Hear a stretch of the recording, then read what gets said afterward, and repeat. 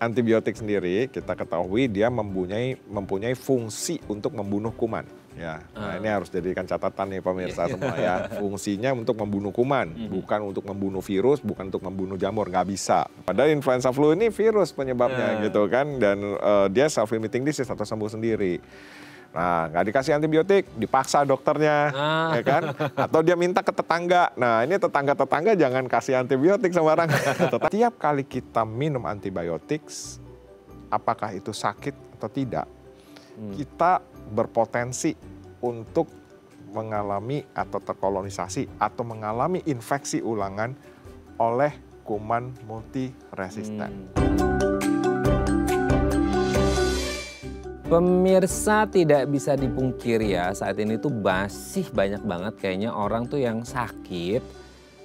Gini, kadang-kadang tuh mereka sakit terus takut ke dokter. Ya entah apa alasannya sih, mungkin ya, mungkin biaya juga, mungkin takut divonis didiagnosis apa gitu ya. Jadi kayaknya, aduh aku takut ke dokter, udahlah beli obat aja yang sembarang gitu ya. Nah gini, mungkin di satu sisi orang berpikir hematnya dan nggak takut yang ketemu dokter, tapi ada satu mungkin bahaya yang mengancam.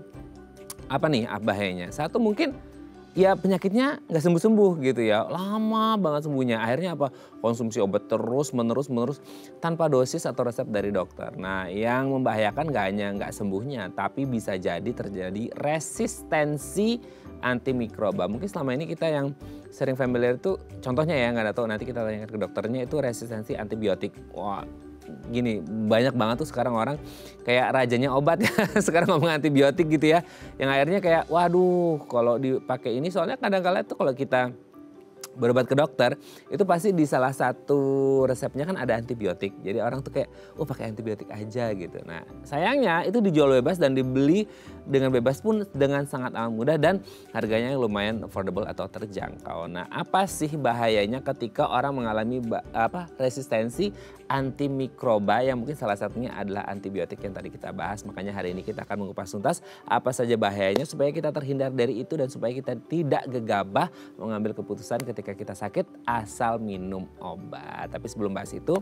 kita mau membahas terlebih dahulu beberapa mitos atau fakta seputar infeksi. Nah untuk membahasnya telah hadir bersama kami di Studio Binyasati ada Dr. Ronald Irwanto SPPD, dokter spesialis penyakit dalam, konsultan penyakit tropik dan infeksi dari Suci Hospital. Selamat pagi Dr. Ronald, apa kabar dok? Selamat pagi Mas Met, sehat ya? Sehat selalu, sehat. Terima kasih. Oke. Dok, hari ini ini kayaknya banyak yang kesentil hari ini gitu ya. Karena itu jujur dok, karena sesemudah itu ya. Orang beli obat, orang beli antibiotik dan lain sebagainya yang akhirnya ya gimana ya, jadi fungsi dokter tuh buat apa kalau akhirnya orang pada beli sendiri. Masalahnya itu bukan hanya ngomongin masalah hematnya dan cepetnya, tapi kita ngomongin ya keampuhan obatnya, dan yang lebih penting adalah bagaimana obat yang kita konsumsi tidak menimbulkan resistensi. Itu kan poinnya gitu ya dok ya. Makanya hari ini kita akan membahas bahaya resistensi antimikroba. Di dalamnya ada apa aja nanti kita bahas. Sebelum bahas itu kita bahas mitos fakta seputar infeksi nih dok. Yang pertama, infeksi katanya bisa menular ketika berbagi handuk atau pakaian. Gini dok, kayaknya di banyak ya. Mungkin suami istri gitu ya, gitu ya. Yang sering kadang-kadang suaminya agak careless, ya udahlah asal pakai gitu ya. Tapi kan kita nggak ngerti kondisi tubuh seseorang gitu ya. Mereka lagi jadi carrier untuk bakteri, virus dan lain sebagainya. Tapi kalau ngomongin sesimpel handuk dan pakaian, bisa nggak sih menularkan infeksi dok? Ya terima kasih Mas Met. Ya ini kalau ditanya mitos atau fakta ya, itu tergantung dari jenis infeksinya apa. Gitu ya. Kalau jenis infeksi, ada jenis infeksi yang memang bisa kontak bone ya, jadi menular melalui kontak. Campak, cacar ya. Nah itu kita memang hati-hati harus untuk berbagi handuk ya, dipakai handuk yang sama dengan orang yang sakit. Ya jadi tergantung infeksinya. Tapi kalau misalnya infeksi seperti influenza ya kan, atau infeksi-infeksi bakterial di saluran nafas ya, pneumonia dan sebagainya ya, itu menular melalui handuk dan pakaian tidak. Mereka menularnya melalui droplet, melalui percikan. Gitu, Mas Men. Oke. Kalau misalnya gini dok, ini seandai-andainya ya, maksudnya kan kita lagi berandai-andai bahwasanya kalau misal ini ada suaminya lagi flu, tadi tidak menular gitu ya. Terus dia habis mandi, adanya anduk istrinya gitu ya. Karena dia lupa bawa anduk. Ya itu permasalahan banyak suami di dunia ya dok. Gitu ya. Terus dia lagi flu, terus dia bersin dok, cim gitu. Nah, sengaja karena di anduknya. Nah terus istrinya nggak ngerti nih kalau anduknya dipakai suaminya dan kena bersihnya. Terus dipakailah itu anduk sama istrinya dan kebetulan untuk ngelap muka di bagian itu gitu. Berarti ada sisa-sisa virus flu di situ atau bisa nular atau enggak? Ya sebaiknya jangan dilakukan seperti itu memang ya, karena bisa aja berpotensi menular ya, seperti itu. Jadi itu memang harus dihindarkan. Tetapi memang kalau untuk influenza sendiri misalnya ya, justru yang memang lebih berpotensi itu dari bersinnya itu, dari bicara, ada percikan droplet gitu. Nah kalau saya melihat memang kan kita penularan itu kalau dari segi pencegahan dan pengendalian infeksi ya, itu Mas Met ada tiga jenis. Ya, ada airborne, ada droplet, ya, dan ada kontak. Nah, jadi ini tiga ini kalau kita di pengendalian dan pencegahan infeksi ini tiga besar ini yang kita perhatikan. Nah, penyakit-penyakit infeksi yang bisa menular melalui kontak ini kelihatannya yang lebih berbahaya nih kalau pembagian handuk bersama, pakaian, berbagi sapu tangan bersama misalnya gitu ya. Ya kan, handuk bersama atau apa gitu ya. Jadi suaminya lagi cacar, istrinya pakai anduknya dan sebagainya. Tapi kalau influenza itu secara ilmiah itu dia lebih menular melalui droplet misalnya. Seperti itu kira-kira. Oke, jadi ada tiga ya, airborne, droplet, sama kontak ya. Memang ada beberapa yang mungkin lebih dominan di airborne, lebih dominan di droplet ataupun di kontak. Oke, dok. Kita lanjut ya yang kedua ya. Infeksi bisa dibersihkan dengan merendam luka dalam alkohol atau hidrogen peroksida. Ya itu kayak gini dok, ibarat kata orang lagi luka gitu ya. Kan takutnya ada infeksi ya dan segala macem lah. Dikasih lah itu alkohol itu kayak rasanya gitu ya dok kayak gitu, itu rasanya luar biasa. Tapi alibinya adalah ya itu justru matiin kumannya, itu matiin bakterinya dan lain sebagainya. Tapi kan orangnya kesiksa, sakit banget. Nah itu sebenarnya rasa yang sangat luar biasa, gitu, itu efek karena matiin infeksinya atau apa sih dok? Oh ya rasa sakit pada luka yang diberikan alkohol itu sih sebenarnya lebih kepada bukan karena mematikan infeksinya ya. Saya rasa karena memang efek alkohol pada luka itu memang suka terasa perih. Tapi memang betul alkohol itu bisa digunakan sebagai antiseptik, ya kan? Jadi misalnya nih Mas Met, nggak usah ada luka deh. Misalnya kita cuci tangan ya, hand rub ya. Hand rub kan kalau kita di rumah sakit itu di para dokter itu disediakan yang alkohol base. Karena memang alkohol base ini dia bisa membunuh ya kuman gitu, membunuh bakteri, membunuh mikroorganisme ya. Nah, jadi kalau misalnya itu digunakan sebagai antiseptik, ya boleh-boleh aja. Hanya memang penggunaannya sangat baik apabila dikonsultasikan dulu ke dokter biasanya. Supaya teman-teman bisa menggunakan secara baik dan tepat guna daripada penggunaan alkohol atau antiseptik itu sendiri. Kalau untuk antiseptik masih oke, meskipun jangan berlebihan juga gitu ya. Tapi catatannya adalah jangan sampai digunakan untuk luka terbuka gitu kan dok ya? Ya, kalau ada luka terbuka, Mas Met sangat baik, sangat disarankan untuk konsultasi dulu ke dokter, ya gitu.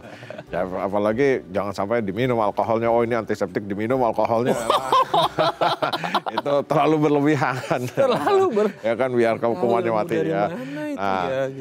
Nah jadi ini konsultasi dulu ke dokter agar mendapat perawatan dari dokter gitu ya untuk luka terbuka. Ya karena luka terbuka itu nggak bisa kita remehkan, bisa jadi dia menjadi satu resiko untuk munculnya infeksi begitu. Bisa jadi malah nanti kalau dikasih alkohol terus orangnya itu bisa jadi infeksi sekunder juga ya dok ya, malah berabe urusannya.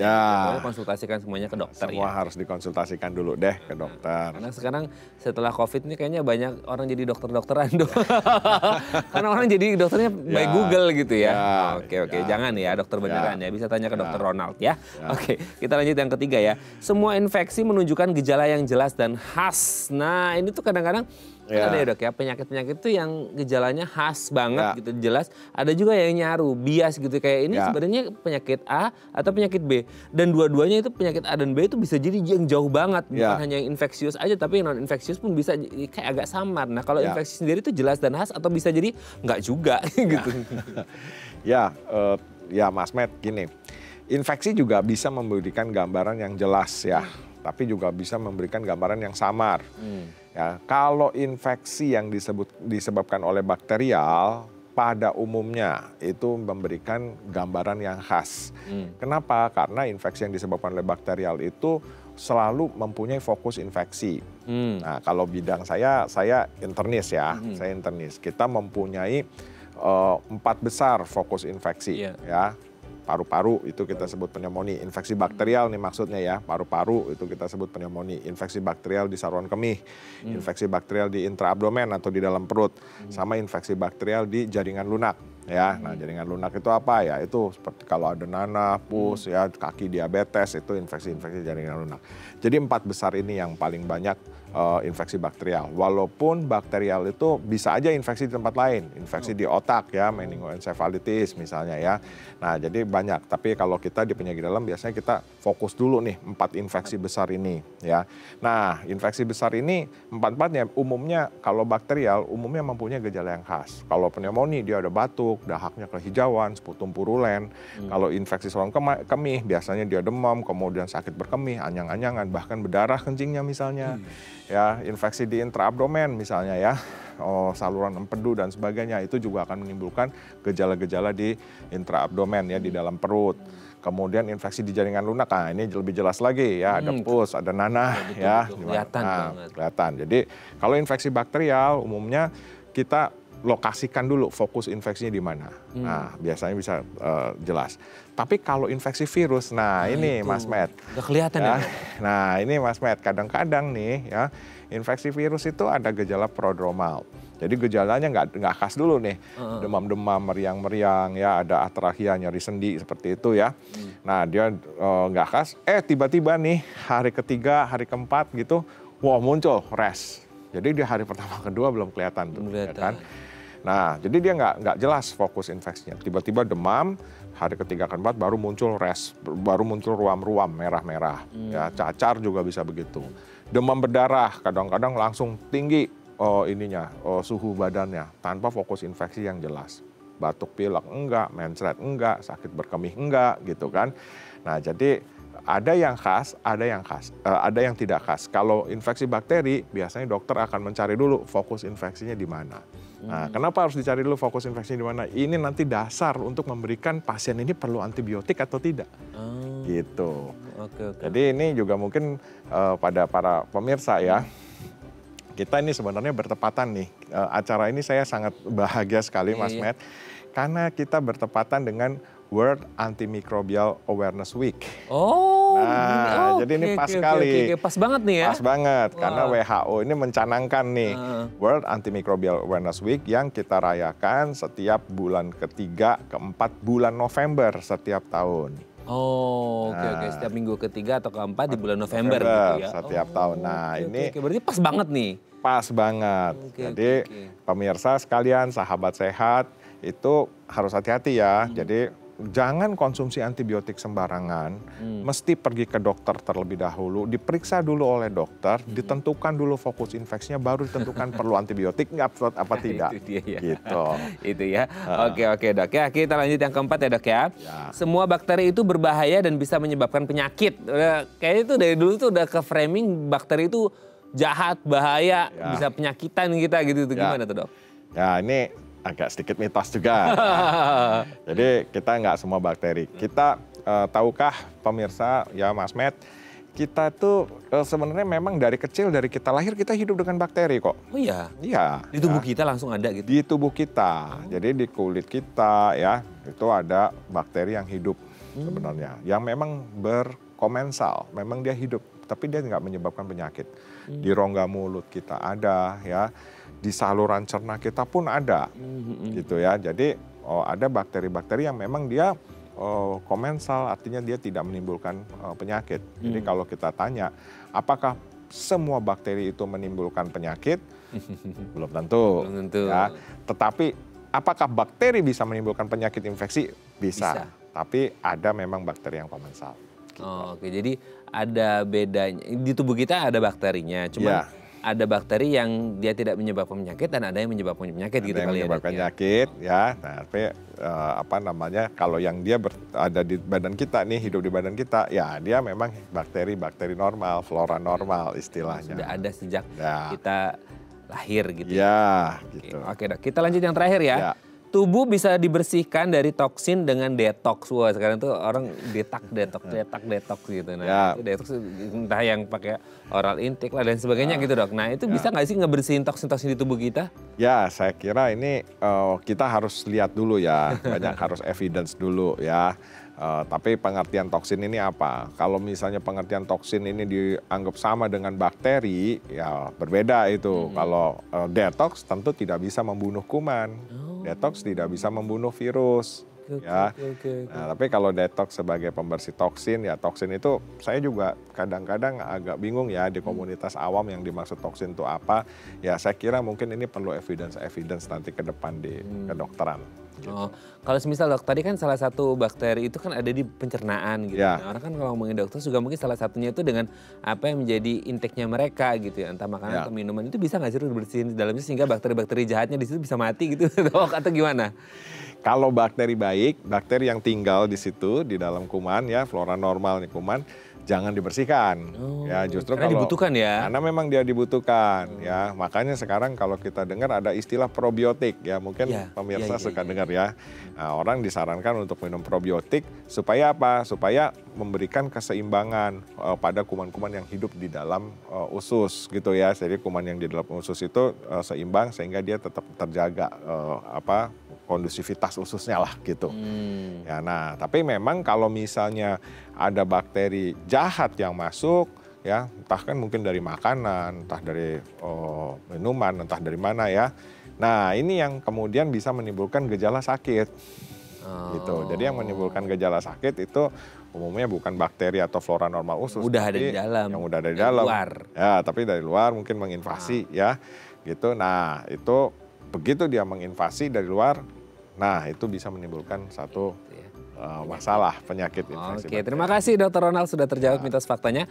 Nanti kita lanjut lagi ngomongin seputar resistensi antimikroba di segmen selanjutnya ya. Oke pemirsa, kalau Anda punya pertanyaan seputar tema kita hari ini boleh tanya-tanya di 0212903244 atau DM Instagram kami di @bincangsahatidayatv. Kami akan segera kembali.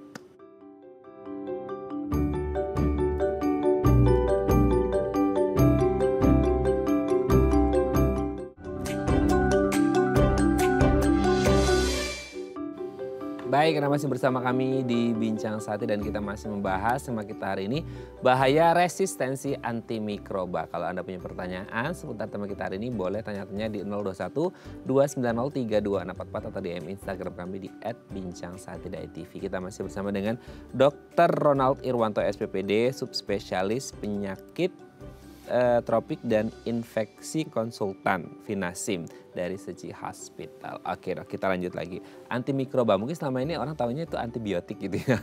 Sekarang ada antimikroba. Nah, boleh dijelasin nggak sih antimikroba itu apa gitu, Dok? Ya, Mas Matt dan pemirsa semua. Jadi antimikroba itu memiliki pengertian yang lebih luas ya daripada antibiotik. Kalau kita bicara antimikroba itu adalah terdiri dari antibiotik, antivirus, anti jamur, dan antiparasitik.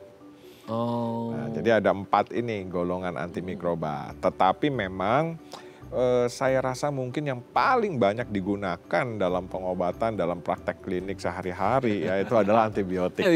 Iya benar. Ya, jadi ini menjadi perhatian memang kita bersama. Oke. Tapi sebenarnya gini Dok, dengan ada 4 macam antibiotik, antivirus, anti jamur dan anti parasitik. Nah itu kan jadi apa ya? Kalau kita pikir tuh sebenarnya ada fungsinya nggak sih kalau kita lihat yang pertama katakanlah seperti antibiotik gitu ya. Yang sekarang tuh sayangnya dijual sangat-sangat bebas dan bisa dibeli dengan sangat mudah seperti itu kan Dok ya. Niatnya sih bagus buat ngobatin ya, tapi itu juga sebenarnya saya kadang-kadang bertanya-tanya semudah itu orang bisa beli gitu. Nah itu sebenarnya dasarnya sendiri Kita bahas dari antibiotiknya dulu. Itu tuh fungsinya buat tubuh apa sih dok? Maksudnya kayak kenapa ini harus by dokter gitu ya, by resep dokter. Ini kok bisa dijual bebas gitu? Kayak dua hal yang bertentangan gitu atau gimana sih dok? Betul Mas Matt. Jadi antibiotik sendiri kita ketahui dia mempunyai fungsi untuk membunuh kuman. Ya, nah ini harus jadikan catatan nih pemirsa semua ya. Fungsinya untuk membunuh kuman, bukan untuk membunuh virus, bukan untuk membunuh jamur, nggak bisa. Jadi spesifik yang kalau antibiotik ini untuk membunuh kuman.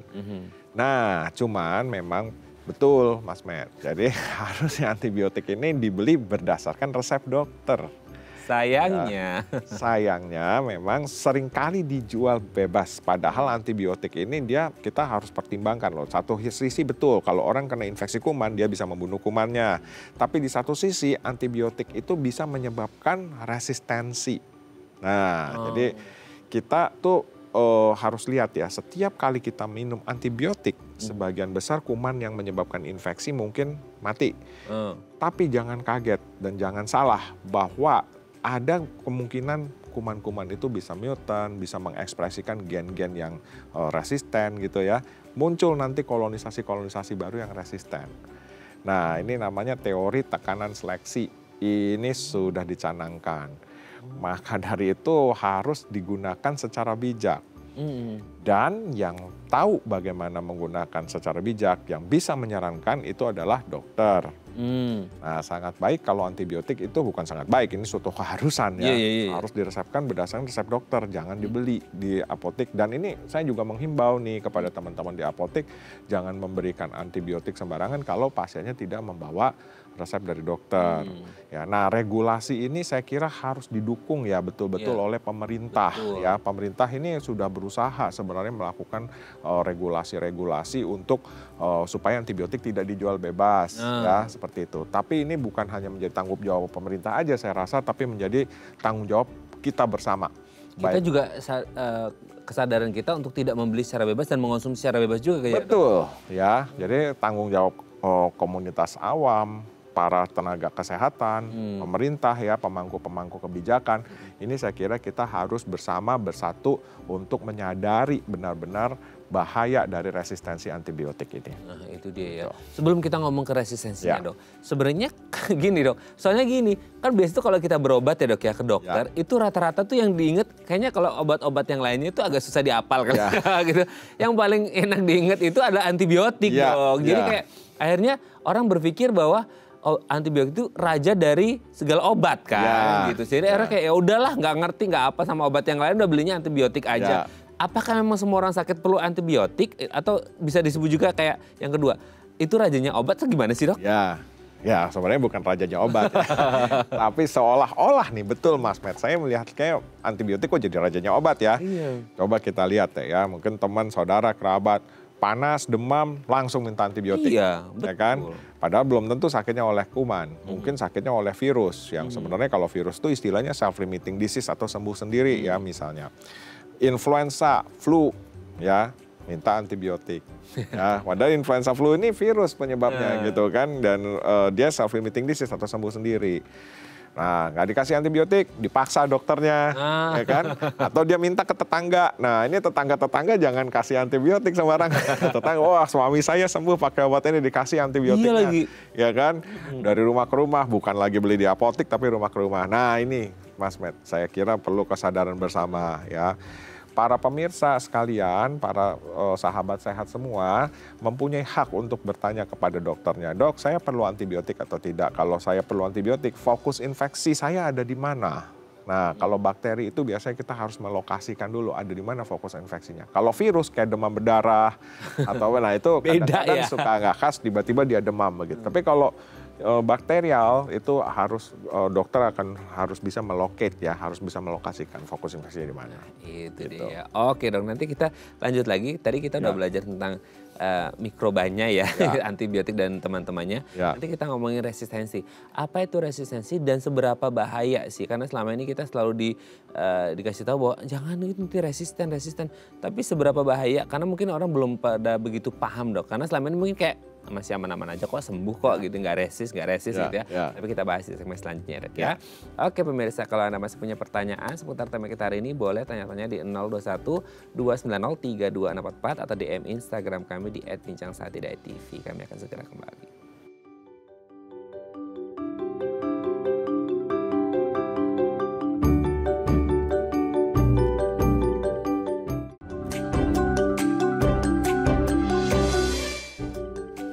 Baik, Anda masih bersama kami di Bincang Saati dan kita masih membahas sama kita hari ini seputar bahaya resistensi antimikroba. Kalau Anda punya pertanyaan seputar tema kita hari ini, boleh tanya-tanya di 021 290 3244 atau DM Instagram kami di @bincangsaati.tv. Kita masih bersama dengan Dr. Ronald Irwanto, dokter spesialis penyakit dalam, konsultan penyakit tropik dan infeksi dari Seci Hospital. Oke dok, tadi kita udah bahas sedikit banyak tentang antimikroba. Di dalamnya itu ada ya antibiotik, antivirus, anti jamur, dan anti parasit seperti itu ya. Itu ada 4. Nah ini meskipun yang paling populer kayaknya yang antibiotik ya. Sering kita temukan di resep-resep dokter ataupun dengan sangat mudah kita beli karena berceceran di mana-mana lah istilahnya seperti itu. Meskipun pemakaiannya juga tidak boleh sembarangan. Nah sekarang itu dengan orang pikir antibiotik kan manfaatnya banyak, tapi kenapa nggak boleh diminum sembarangan, kan nanti bisa muncul resistensi loh gitu. Nah orang tuh kayak mungkin belum paham dengan resisten, mungkin taunya resistens jam ya, anti air maksudnya gitu ya. Nah sekarang kalau ngomong resistensi tapi hubungannya sama antimikroba, resistensi itu by definition apa sih dok? Ya, resistensi itu Mas Matt, itu adalah suatu kondisi ketahanan kuman terhadap antibiotik. Ya kalau kita bicara tentang resistensi antibiotika, spesifik antibiotika, ketahanan kuman terhadap antibiotika. Sehingga kalau muncul resistensi ini, ya dia nggak mempan dengan antibiotik yang kita berikan. Seperti itu. Nah, kita bisa bayangkan ya, kalau misalnya sekarang orang terkena infeksi, ya mengalami infeksi yang disebabkan oleh kuman yang tidak mempan dengan antibiotik. Nah, apa yang dilakukan biasanya? Kita akan berikan antibiotik yang levelnya, spektrumnya lebih luas lagi. Nggak mempan lagi, naikin lagi spektrumnya, naikin dosisnya. Nah, tapi bisa dibayangkan nggak sih itu, ya kan? Satu, yang rugi siapa? Kita sendiri kan sebenarnya. Si penderitanya sendiri yang rugi. Dia nggak bisa diobatin lagi mungkin dengan obat-obat antibiotik yang reguler, yang biasa. Harus naik pangkat antibiotiknya. Ya kan, rugi secara waktu, rugi secara finansial, rugi secara kesakitan, ya. Kemudian jangan-jangan nih kalau banyak resistensi antimikroba yang tercipta, belanja kesehatan negara juga jadi boros. Oh iya betul. Kan?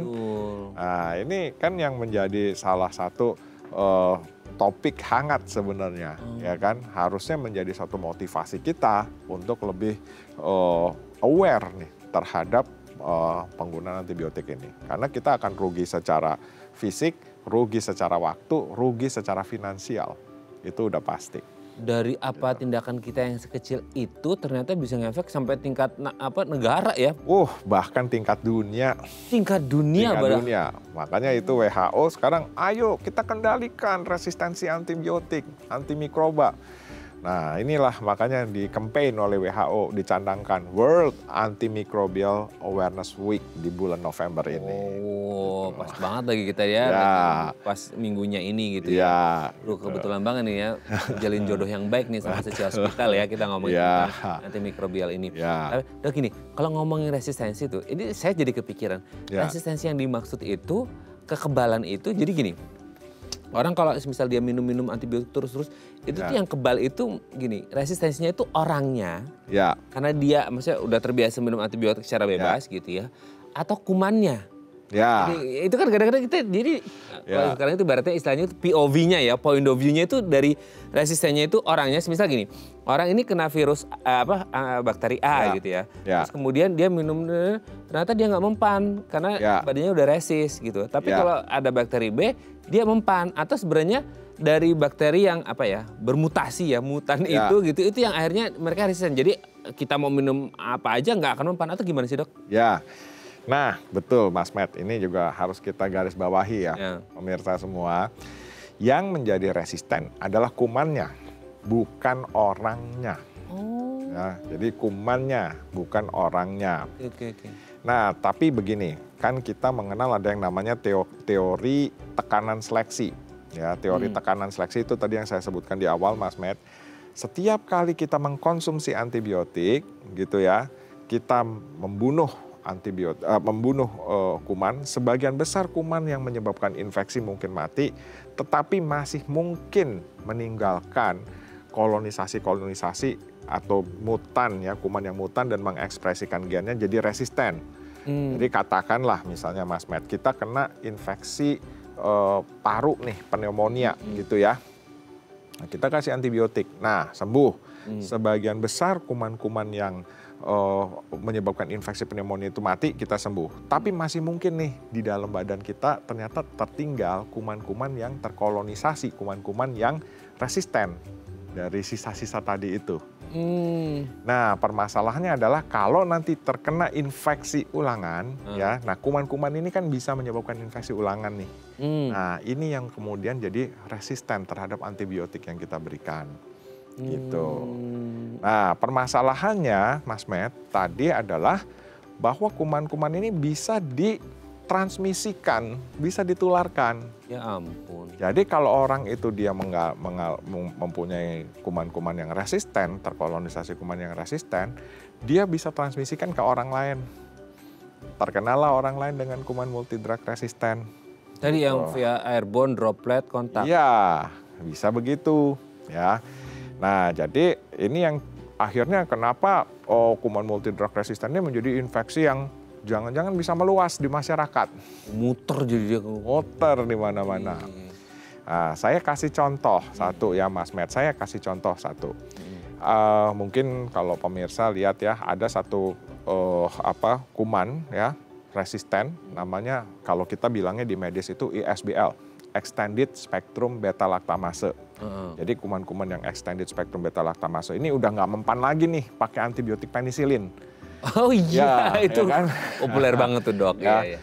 Dulu ya, waktu mungkin saya nggak tahu ya, tahun 70-an, 80-an ya, 90-an, kuman ini paling banyak mungkin masih banyak ditemukan di rumah sakit. Ya maklum ya, karena rumah sakit ini kan lingkungan yang paling banyak menggunakan antibiotik ya, dibandingkan lingkungan luar.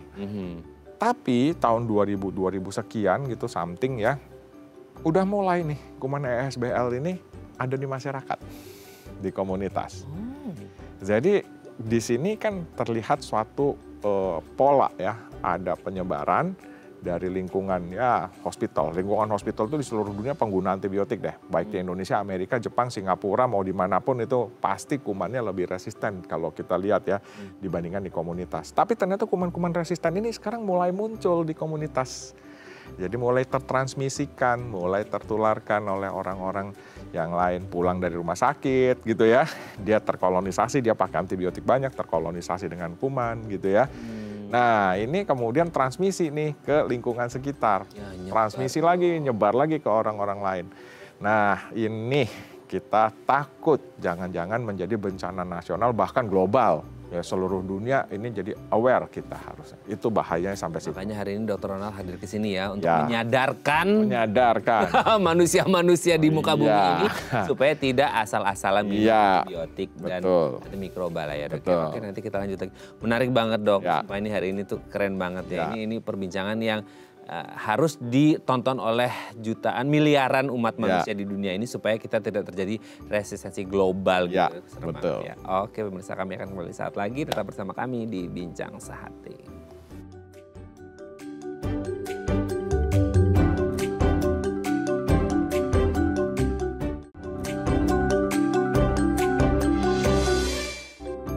Baik, karena masih bersama kami di Bincang Sehati dan kita masih membahas sama kita hari ini bahaya, saya tekanin lagi ya, bahaya. Tadi ngobrol sama Dr. Ronald tuh bahkan sampai break kita ngobrol sebegitu mengerikannya ketika terjadi resistensi antimikroba. Makanya hati-hatilah pemirsa ya, jangan sampai apa yang saya bicarakan tadi sama Dr. Ronald selama break itu terjadi gitu ya. Jadi kita harus benar-benar kesadaran diri kita, apalagi ini di pekan kesadaran ya antimikroba, supaya tidak terjadi hal-hal yang tidak diinginkan. Kalau Anda masih punya pertanyaan boleh tanya-tanya di 021 290 3264 atau DM Instagram kami di @bincangsaatidayatv. Kita masih bersama dengan Dr. Ronald Irwanto, dokter spesialis penyakit dalam, konsultan penyakit tropik dan infeksi dari Seci Hospital. Oke dok, misal gini, kalau kita lihat misal dari manusianya gitu, dari point of view manusianya, dengan tadi kan dari rumah sakit terus kemudian nyebar ke masyarakat gitu ya, yang akhirnya orang jadi ya itu kebal atau resistensi gitu ya. Nah sekarang kalau dari manusianya, pernah nggak sih dok ada penelitian atau mungkin ini keseharian dokter kali ya, kita nggak ngerti gitu ya, keseharian dokter Ronald bahwasanya gini. Ketika diteliti ini ada satu orang sakit, setelah diteliti kok biasanya ya kan, oh dengan penyakit ini kayaknya antibiotik A ini kita kasihnya ini biasanya langsung sembuh. Kok dicobain A, kok nggak sembuh ya gitu. B dosisnya lebih tinggi lagi gitu mungkin. Nggak sembuh juga, terus setelah diperiksa, loh kok resistensi semua itu atau gimana? Dengan kondisi-kondisi itu bisa terjadi dok atau gimana? Betul Mas Matt, bisa. Jadi banyak sekarang penelitian-penelitian yang di-launching oleh expert ya, termasuk dari grup kita sendiri, karena kami itu ada satu studi grup namanya Raspro Indonesia Study Group ya, dan dari berbagai expert juga itu melaunching. Kita melihat ya, kita bandingkan nih Mas Matt ya, kelompok orang yang imunokompromis ya, jadi artinya daya tahan tubuhnya lemah, yang pernah dapat antibiotik 3 bulan yang lalu, 90 hari yang lalu, vs kelompok orang yang belum pernah dapat antibiotik apa-apa nih. Nah terus kita kultur nih kumannya gitu ya. Kita lihat ternyata apa, orang-orang yang pernah ada riwayat antibiotik dalam 90 hari terakhir ini, konon katanya itu lebih beresiko memang untuk mengalami dan terkolonisasi kuman-kuman multidrug resisten atau kuman-kuman resisten. Nah, jadi hukumnya itu kita mesti ketahui hukum tekanan seleksi. Tekanan seleksi. Setiap kali kita minum antibiotik, apakah itu sakit atau tidak, kita berpotensi untuk mengalami atau terkolonisasi atau mengalami infeksi ulangan oleh kuman multiresisten. Nah, jadi seperti itu. Cuman ya itu tadi di masyarakat dia terkolonisasi, artinya dia kan membawa nih ya, membawa kuman-kuman resisten. Wah, dia kanan kiri kontak dengan orang. Nah, ini dia nyebar gitu. Oke dok, sebelum lanjut ini ada DM Instagram.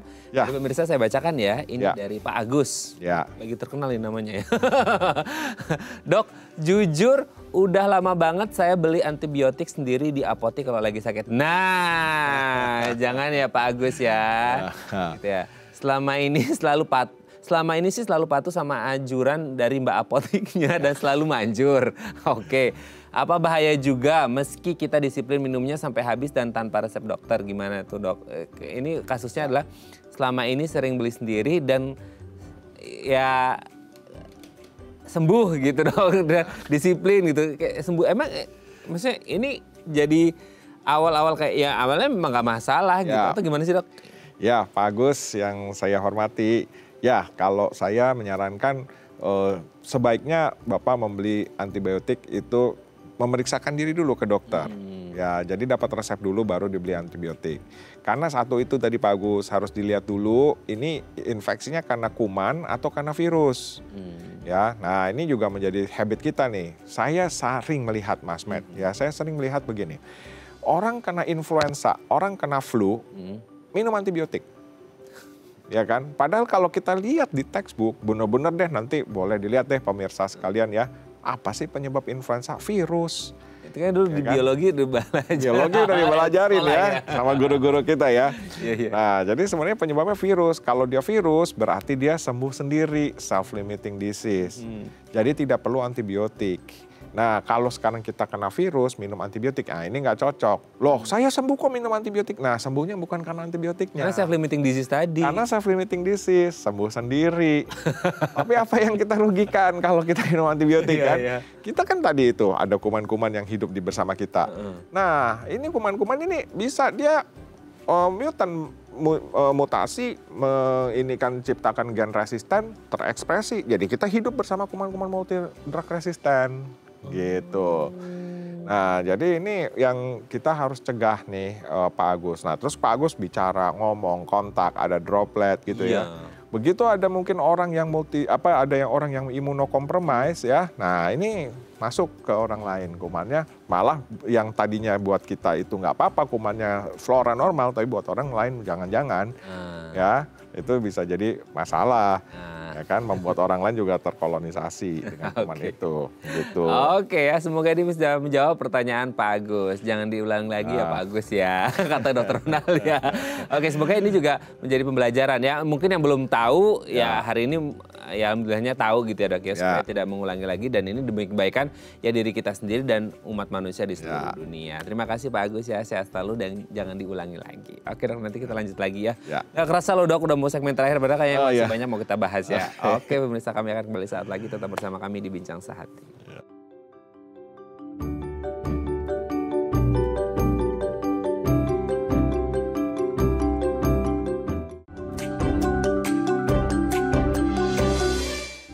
Baik, karena masih bersama kami di Bincang Sehati dan kita masih membahas tema kita hari ini, bahaya resistensi antimikroba, masih bersama dengan Dr. Ronald Irwanto, dokter spesialis penyakit dalam, konsultan penyakit tropik dan infeksi dari Seci Hospital. Dok, itu kayak harusnya tuh kalau digabung sama break itu durasi perbincangan kita bisa di 10 jam kali ya Dok ya gitu. Karena banyak banget.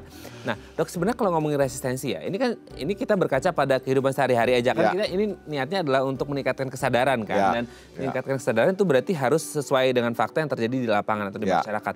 Bahwasanya di masyarakat kita, kalau kita minum antibiotik, entah yang tadi sempat selalu kita bahas, orang beli sendiri karena dijual bebas.